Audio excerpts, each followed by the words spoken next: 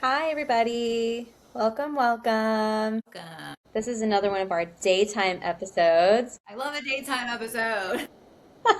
We have so much energy. Yay. Good Happy morning. Tuesday. Welcome to a daytime episode. We all have stuff. This is episode 57. So getting progress up there, guys. Okay, today we have a good topic. We're here to talk about something that we've mentioned throughout a lot of episodes, but we wanted to put some focus on trauma, what it is, what a trauma response is, what it's not, etc. So, Yes, the big and little T's.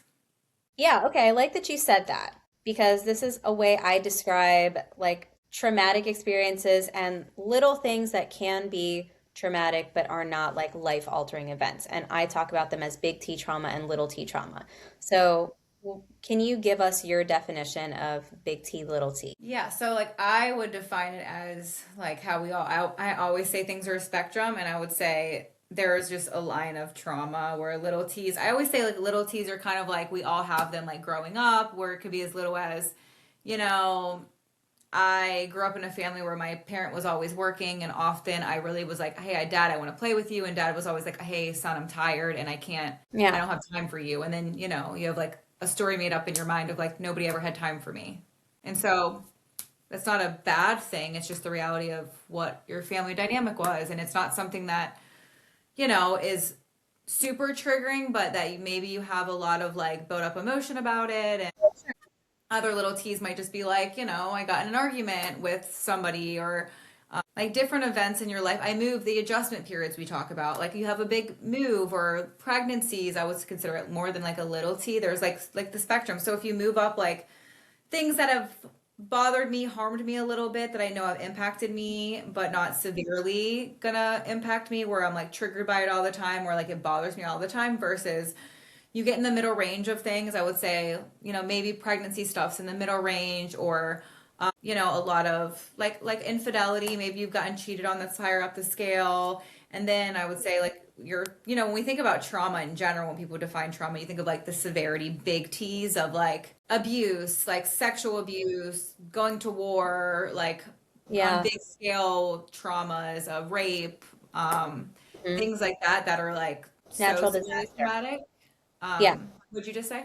Natural disaster Natural or, disasters, yeah. like major illness or something like that. Yeah. Right, and I don't like to rank them because I personally can't be like this one was worse than this one. But when you think about the bigger scale things, are going to very much impact you on a deeper level than like, hey, I got in a fight with somebody and it impacted maybe the way I see some relationships and stuff. And then I think you can get into like abuse territory scales and stuff like that. But that's why it's important. Some people are like compare their traumas, which isn't healthy, because they still it's looking at the ways that life events, traumas, triggers, anything impact you. So Right. Yeah, I agree with that. And I think it's also important to talk about how like trauma is used so colloquially as a descriptor for anything that's uncomfortable.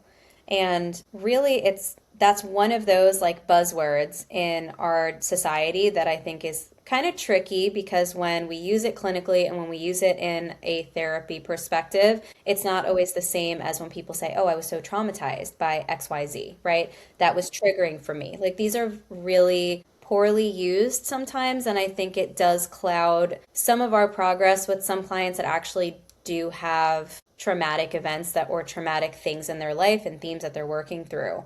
Um, because it can be difficult when someone's internalized like, oh, I went through a little t trauma, and they're making it seem as if to them it seems like a big T trauma. It can be hard to navigate. Well, what are you really struggling with? Is it like a core wound, or is it something happened to you that's really traumatized? Like what are the symptoms that we're dealing with? So I think it's important to like really be careful and wade through the waters of what's discomfort and what's a trauma. So that's where it gets a little sticky, I think. yeah, yeah. I feel like I don't know. As soon as you were talking, I was thinking, because I know when I'm thinking about being a therapist and having a client, like I teach that because some people minimize stuff they've gone through, and it is like a little bit of a trauma, and you're like, hey, that might be a trauma response. And we use the word trauma because it is something. But a lot of times, I'm not saying you can't label it like this, because it just, to each their own. But when I even think about my own history, there's things that have happened to me where I'm like, you would consider them a little T, but my verbiage is different. I think for Mhm. myself, I'm like, damn, yeah, like the way I grew up, this thing that like how my family was and how this happened, like it really impacted the way I think and the way I feel. But sometimes I'm not using the word trauma, even though we could consider it a little trauma, Yeah. right?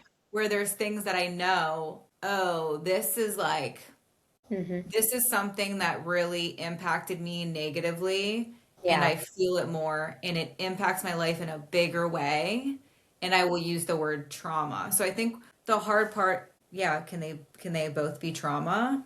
Yeah. But why I think, and I'm not saying you can and cannot use the word trauma. That's not what I'm saying here. But I think that's where people started getting this like negative Yeah. vibe about the buzzword trauma that goes around because people are like working on themselves and in therapy, and it's more of an okay thing to do. But then you hear people be like, oh, okay, like everybody just has all this trauma, and it became Yeah. too much of a word where people weren't knowing how to distinguish, Right. like you said, like when do you label it a trauma and when do you say like, yeah, it was probably a traumatic thing that impacted me, but on what scale? It's Hmm. hard. I don't think there's a Yeah. right answer to it either. No, but I also think that that's our job, right? Hi, therapist, we're talking to you. This is our job to give people the right way to describe their experience. Is it discomfort? Is it pain? Is it guilt? Is it, I don't know, like whatever it is. For some, it's just not having the right way to describe their experience. Right.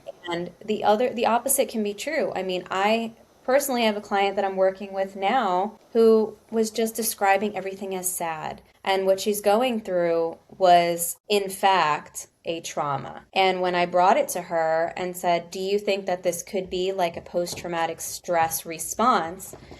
She was like, makes total sense. Let's explore that. And we did. And it was actually really healing for her to have the right words to describe what she was talking about. So the converse can be true, where you're like, hey, you're minimizing what you're going through. Like you're identifying it as something different. So I think that there's a lot of space when you're working with someone who's been through something really impactful to label it correctly. And this is one of those times when it can be powerful and really validating for someone to say, you know what, I recognize like what I went through is in fact a big T. Let's talk about that. So, okay. Do you think that there's a lot of stigma around people who do get a label of a big T, like a PTSD? Is there still as much taboo? Is there still as much stigma around that? So for me, when you ask me, I would say no, but I guess my perspective was like I don't really outside of my world. I think that's a hard thing to step out of maybe to a point. I think in the bigger scale,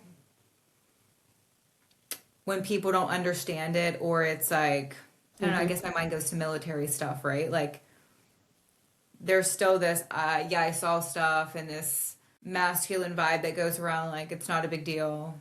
Hmm. Like, I saw some shit that's just life. And so, do I think there's still that goes around?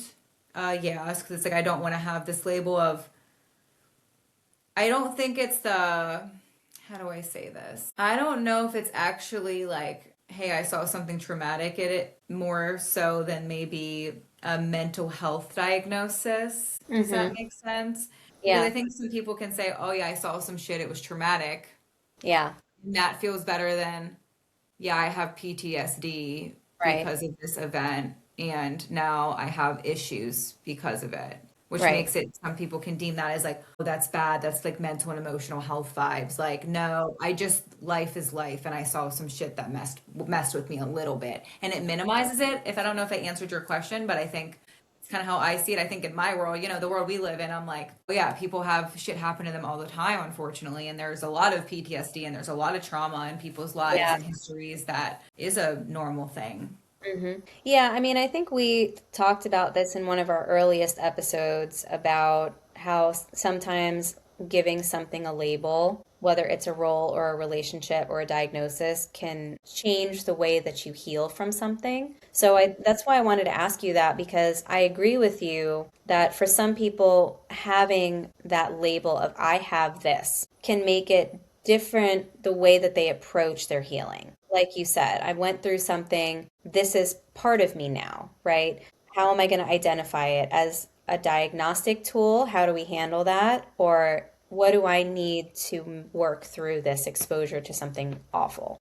I think it can be really different, because I've seen telling someone, hey, you have PTS symptoms, and telling a different person who goes through something similar, you have PTSD. I've seen a change in the way that it seems temporary, like I can work with this, I have symptoms, versus I have a label, right? And for some people, they don't really want that, which I get. I'm totally on board. But, I just wonder if there's still some taboo because we live in a society now where there's a lot of openness about mental health. But then there's also a lot of, you have that, so this channels you into a group of people that might do ABC. You have PTSD, so this is going to categorize you as struggling with some things, or Yeah. we're tiptoeing around you, right? Because we know that about you. But we're super open to mental health and we're accepting.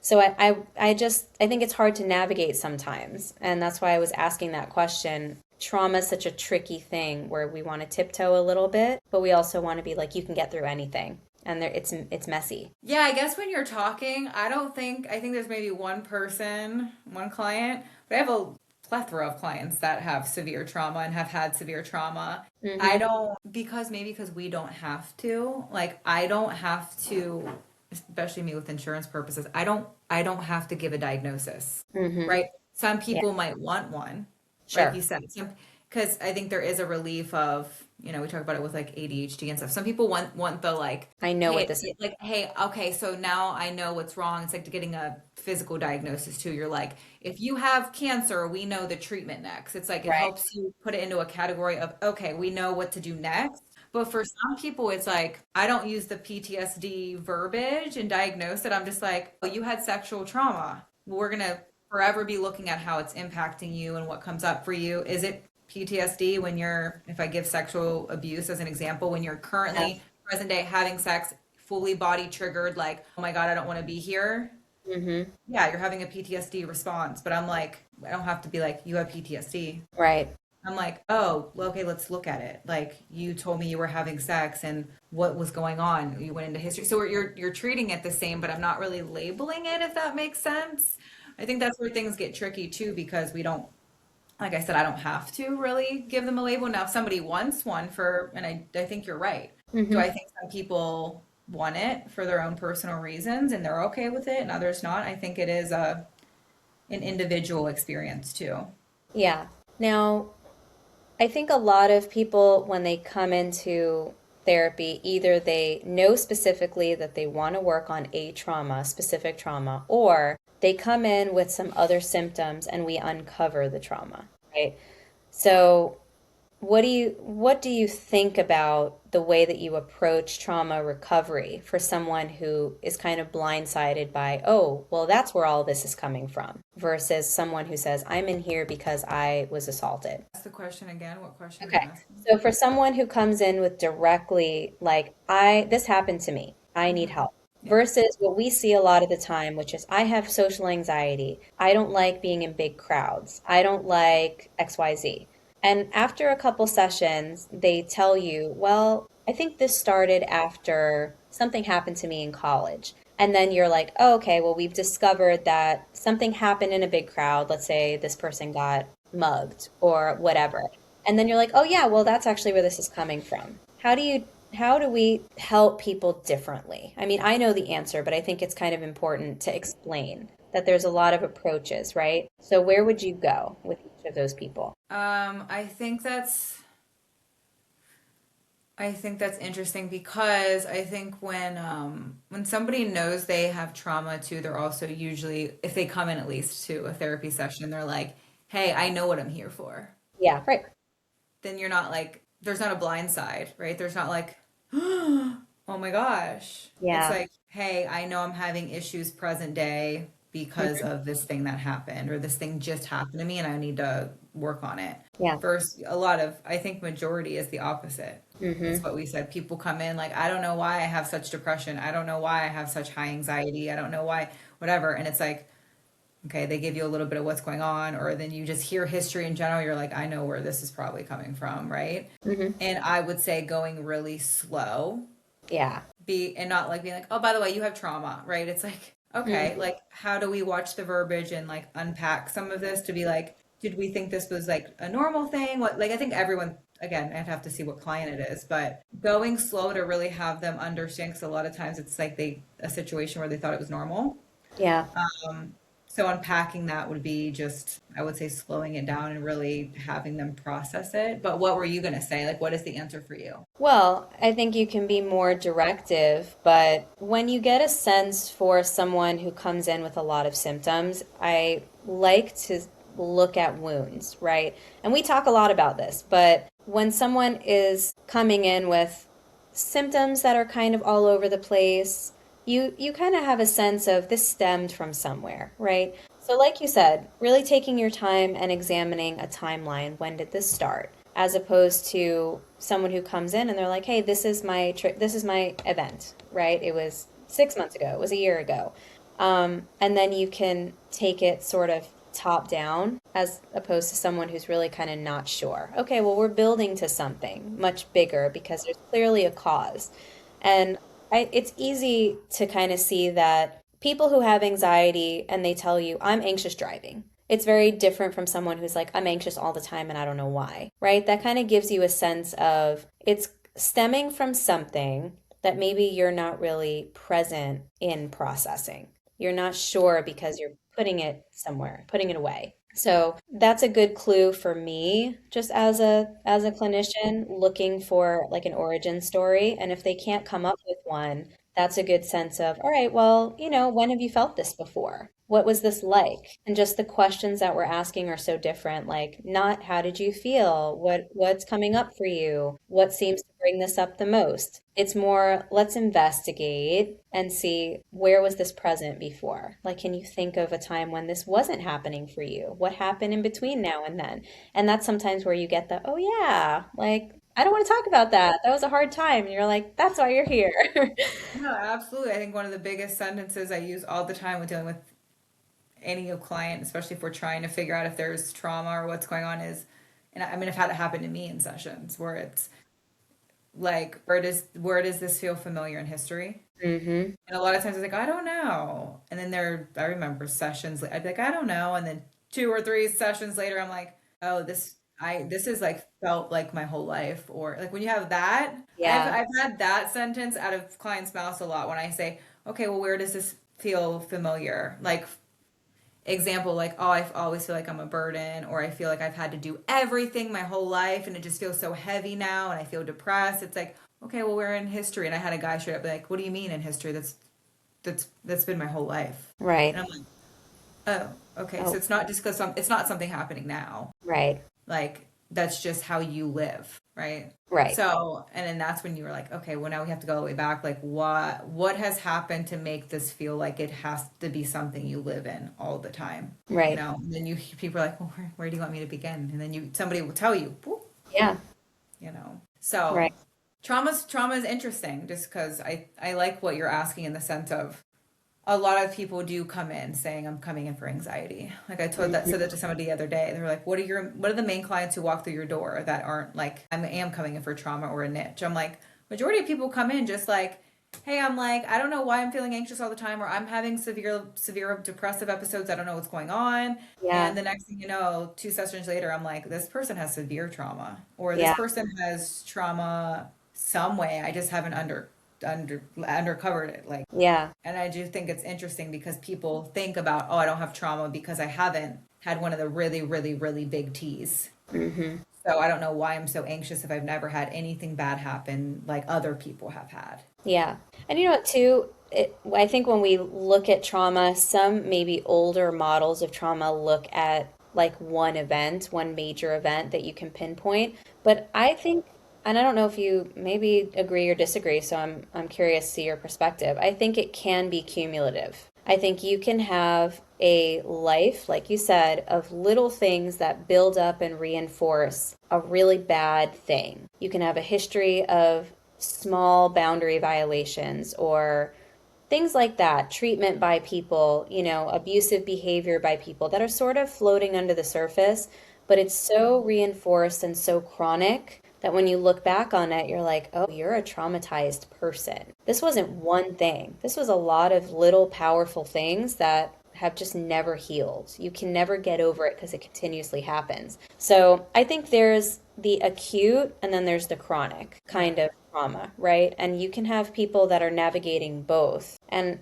I'm sure you probably feel this way too, that the approach is different. Obviously, if you have someone that has one really bad event, like they witnessed something horrible, or someone who's been chronically sort of below the surface abused for their whole life, and then one day they just had enough. They filled their reservoir of crap. So that happens too. And I think the way people present with that anxiety is very different. You know, you may have hypervigilance from someone who's experienced an acute traumatic event, like a plane crash, right? Or a really horrible accident or some medical emergency, right? Like the list goes on and on. Or versus someone who's kind of sort of dealt with it and now they're not really hyper vigilant, they're super guarded because that's the way that they protect themselves. So I think it's important when we look, that's why like all of our criteria for like diagnostics are so broad.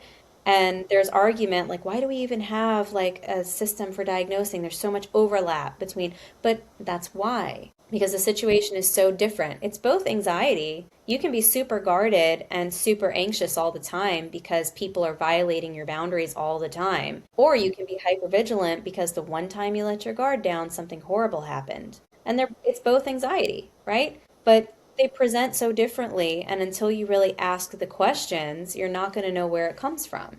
And how something impacts me and impacts you are very different, you know? Like we've even discussed some similar things that we've been through, right?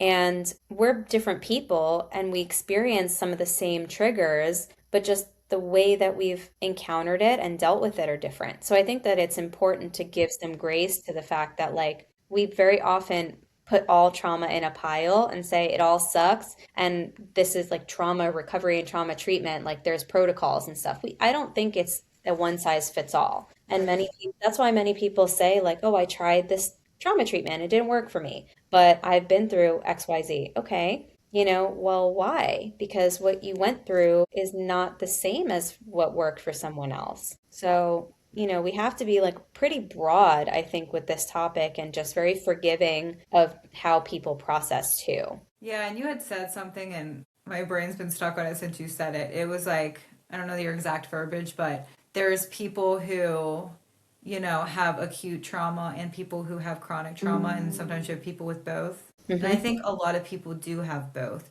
or Yeah. like somebody who has acute, for example, the Hmm. chronic one's going to play out in the acute. Does that make Yeah. sense? So Yeah. it's like somebody's going through a big T, but then all the little T's are going to play out because that's how you survived back in the day. That was the Mm. way you cope with stuff. And so Yeah. all those things are playing out. And another thing you said, I 100% agree. I think a lot of times, a lot of people's issues present day with little t's or big t's, but it is chronic because like it's like the example I gave you that's simple. If you grew up in a family that was abusive, Yeah. that is something that's impacting you your whole life, right? If you're like, hey, I really am at a very young age, I learned I can't go to my mom because she was an alcoholic and a drug addict. Yeah. Okay, well then your first relationship, you learned I can't go there. Hmm. And you learned that for years and years, and then you became what, 18, and you're like, oh, I don't go to anybody. I don't go to anybody. So that's just you're just so trained and ingrained from that trauma of the reality of your life. Like, yeah, I had a mom that was struggling. Yeah. So that is chronic. That is like, how do I rewire 18 years of my life where I had to be the parent and the adult my whole life, and now I'm in a relationship and I don't accept help and I don't know how to ask for help, but I'm struggling because I need help. And Right. like that's chronic, and that can be a mediocre. That's like a middle ground T too. It's like, okay, maybe my mom didn't beat me, but she wasn't present. Like she had her own issues going on. Yeah. So that's a chronic thing. But then you could go through that same person could go through a severe trauma on their own Hmm.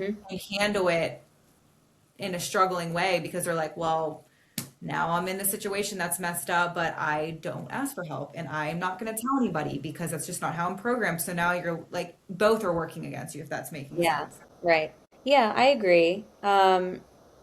I think also, like when you were talking, giving that example, one of the things in therapy that people are so like resistant to and joke a lot about is, okay, ask me about my childhood, haha.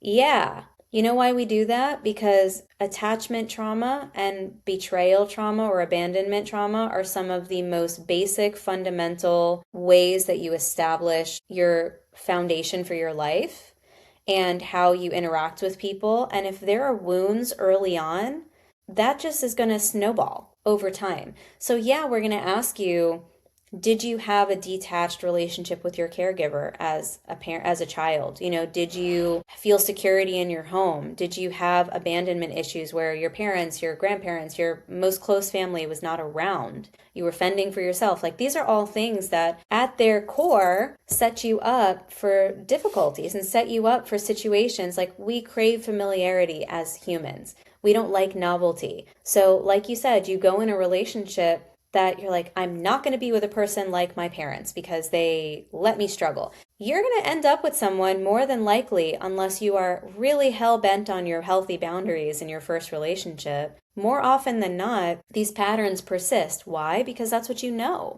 And once you get out of that, okay, now I get it. Okay, that was bad for me. You know why? Because it felt like what I had when I was a kid. And now I want to get out of that. So sometimes like it isn't, oh, well, my compass is off. My radar for change is off. It's just not what we're used to.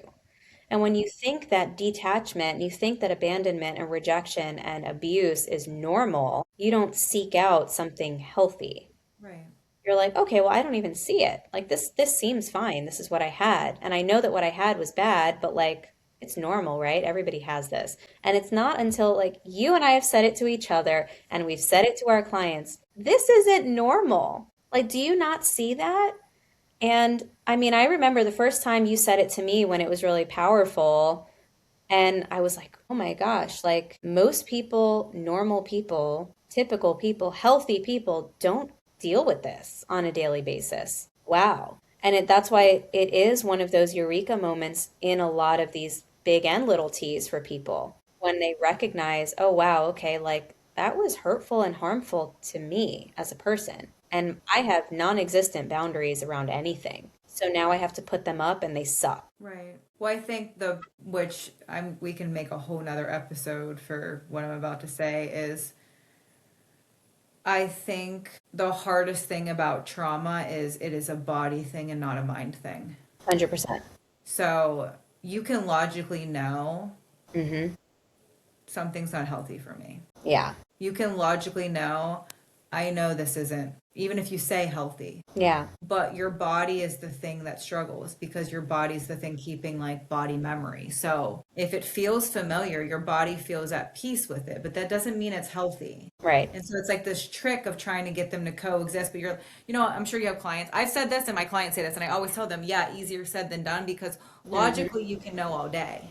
Mm-hmm. But emotionally is where everybody struggles because it's like if this feels so familiar and Mm-hmm. I know it's not healthy, but my body's like, oh, we're used to this shit, Right. then I'm comfortable in it.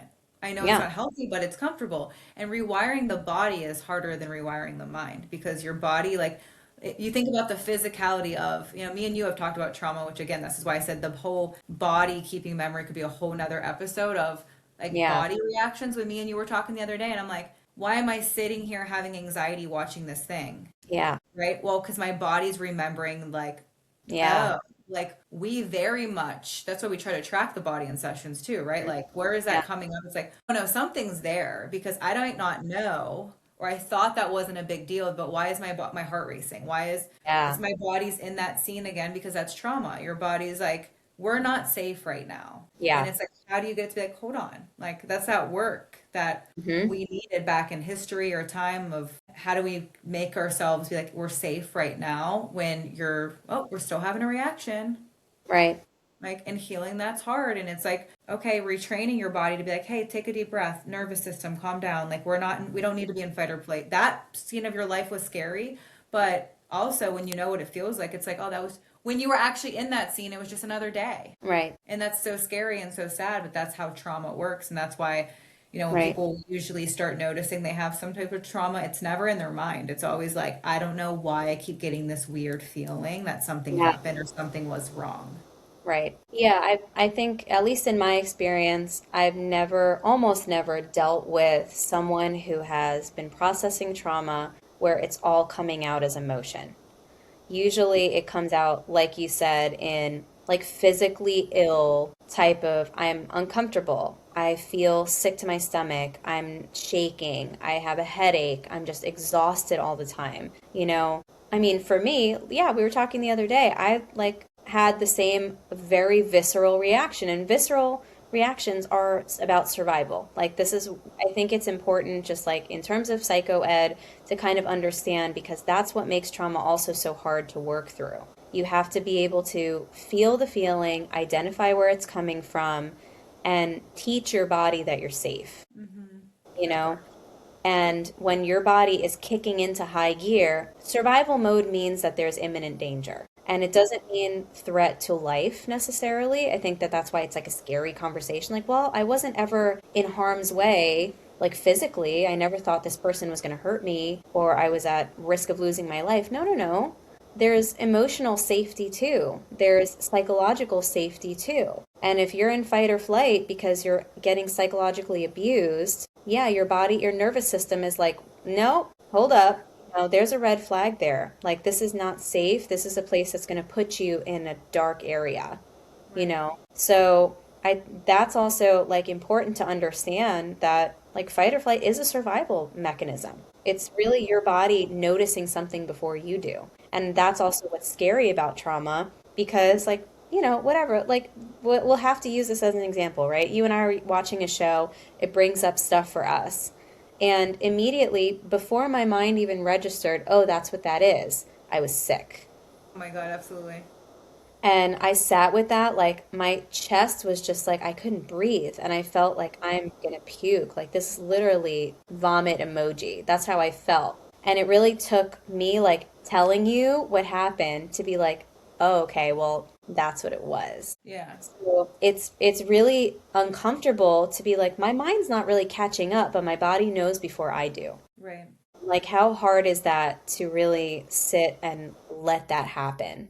It sucks. Yeah, it does suck. And I feel like it's hard because, we're talking about that show. And for me, I feel like it's been really hard. I think this is a hard part of watching something that is traumatizing because Yeah. for me, I kept, you identify with the girl in it, right? Hmm. And you're like, you're trying to save her, but she's not being saved. Yeah. And you're like, but because you And feel she's like not you're in saving it, right? herself either. What'd you say? And she's not saving herself either. Right. And you're like, oh my God, that was me. So you're just reliving it at that point because you're like, okay, if this was redone and it was me, I'd be like, oh, I know better, right? Like I see, but you're like watching this girl and you're like, oh my God. So we're basically putting ourselves in trauma Right. because we're like, this is what it was like, right? But the reality is, reminding your body, remember, like, this isn't reality. You're watching a show, like, but that was your life for a while, and that's why it was so anxiety because you're anxious for the girl right now because you know what Right. that feels like, Yeah. right? And you're like, hey, don't, no, what are you Yeah. doing? Like, let me save you. But I was like, no, like, that's what I needed. Like, somebody save me. Like, Right. but Yep. yeah, it is interesting watching. I say we just need to do a whole episode of like how trauma Mhm. stores in the body and Yeah. what it feels like and triggers and how they come up and how they play out. And then I think what a lot of probably listeners would want to know because all of my clients always say, and then what do you do from there? Yeah. Right? This is a trigger for trauma. Now what? I just am like traumatized and there's stuff to do to work on that. I think we could teach and go through. Yeah. So yeah, we'll be back around with part two, guys, and maybe part Yes. three, because this is such a heavy topic. It's so ingrained in so many different presentations and reasons that people are in therapy, not in therapy. It's just like one of those big, heavy things that I really think we need to describe and kind of make people feel normal about. Yeah. And Not that it's normal, we're but traumatized. We got you we guys. are too. We got you. We've been there, done that. But for real. So, it's something that even people with a lot of skills can go through. Absolutely. And So, If you have trauma questions or trauma stuff that comes up, we would love to hear it. If you want or need any advice or how it For resources. support resources, let us know. Okay, we love you guys. We'll be back for all the trauma things. All the trauma things that suck. Love you. Bye. Love you, bye.